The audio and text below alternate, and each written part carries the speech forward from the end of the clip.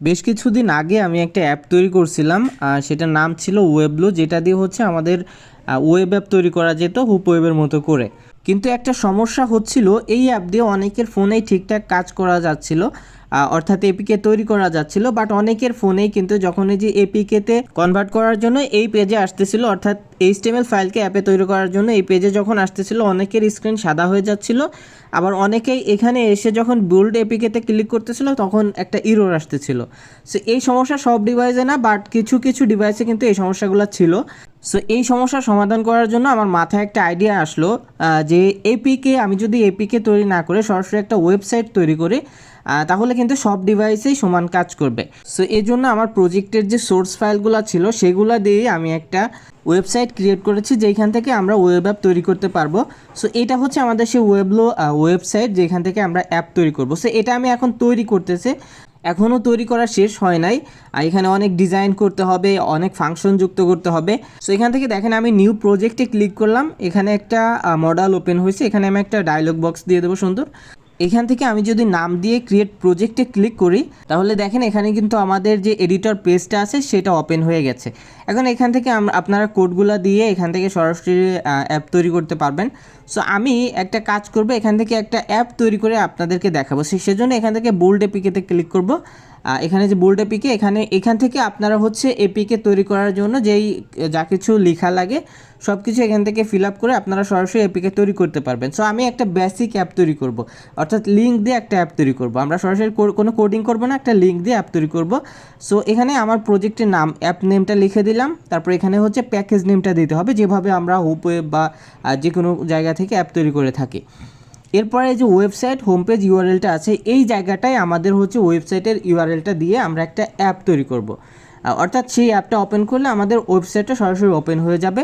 So এখান থেকে আমার একটা ব্লগারের অ্যাড্রেস আমি এখানে দিয়ে দিচ্ছি, যেমন https, এখান থেকে আমাদের ব্লগার অ্যাড্রেস হচ্ছে dinalamin.m.blogspot.com।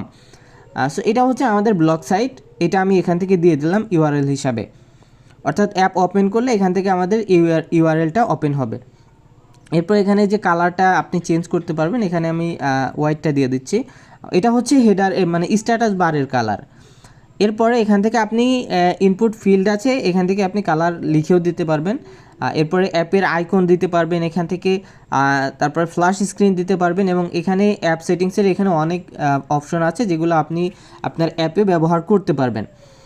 এরপরে এখান থেকে আপনি যখন বোল্ড এপিকেতে ক্লিক করবেন, তাহলে কিন্তু সরাসরি আপনার এপিকেটা বিল্ড হওয়া শুরু করবে। এখানে দেখেন আমি বোল্ড এপিকেতে ক্লিক করলাম, এখানে আমার এপিকে তৈরি হওয়ার জন্য প্রসেসিং চলতেছে। এবং এইখান থেকে যদি আপনি অ্যাপ তৈরি করেন, আপনার কিন্তু আলাদা ওই যে সাইন ইন করার যে ঝামেলা থাকে ওটা করা লাগবে না, আপনার সরাসরি কিন্তু সব কিছু এখান থেকে হয়ে যাবে। আপনার কিন্তু আলাদা জায়গা থেকে সাইন ইন করা লাগবে না, এবং এখানে প্রোটেকশন অবশ্যই আমি দিয়ে রাখবো। ওকে, সো দেখেন আমাদের এপিকে সাকসেসফুলি হয়ে গেছে। এখন এখান থেকে আমরা সরাসরি ডাউনলোড করব। ডাউনলোড হয়ে গেছে, এটাকে এখন আমরা ইনস্টল করব। এখান থেকে আমাদের ফোনে ইনস্টল করে দেখাবো আসলে এটা কাজ করতেছে কিনা। সো এখান থেকে দেখেন আমাদের এটা ইনস্টল করব, এখান থেকে ইনস্টল, আবার ইনস্টলে ক্লিক করবো। আমাদের যে ওয়েবলো লোগোটা আছে এটা কিন্তু আমরা চেঞ্জ করি না, এই জন্য ওই লোগোটাই ডিফল্ট লোগোটা চলে আসছে। সো এই হচ্ছে আমাদের অ্যাপটা, দেখেন ইনস্টল হয়ে গেছে দিনালামিন নামে, যেটা আমরা এখন তৈরি করলাম। এটা যদি ওপেন করি সরাসরি কিন্তু আমাদের যে ব্লগ সাইটটা আছে সেটা ওপেন হয়ে যাবে। সো দেখেন আমার ব্লগ সাইটটা কিন্তু ওপেন হয়ে গেছে। সো এইখান থেকে আচ্ছা অ্যাড চলে আসছে, এখানে অ্যাড চলে আসছে। এটা আমি এখন ক্লোজ করে দিচ্ছি, এখান থেকে ব্যাক যাব। আচ্ছা, আবার আমরা ওপেন করি, এখানে কিন্তু আমাদের ওয়েবসাইটটা ওপেন হচ্ছে। এবং এইটা দিয়ে কিন্তু আপনারা কি দেখা গেল যে সরাসরি কিন্তু আমরা ওয়েবসাইট লিঙ্ক দিয়ে অ্যাপ তৈরি করে ফেলতে পারতেছি।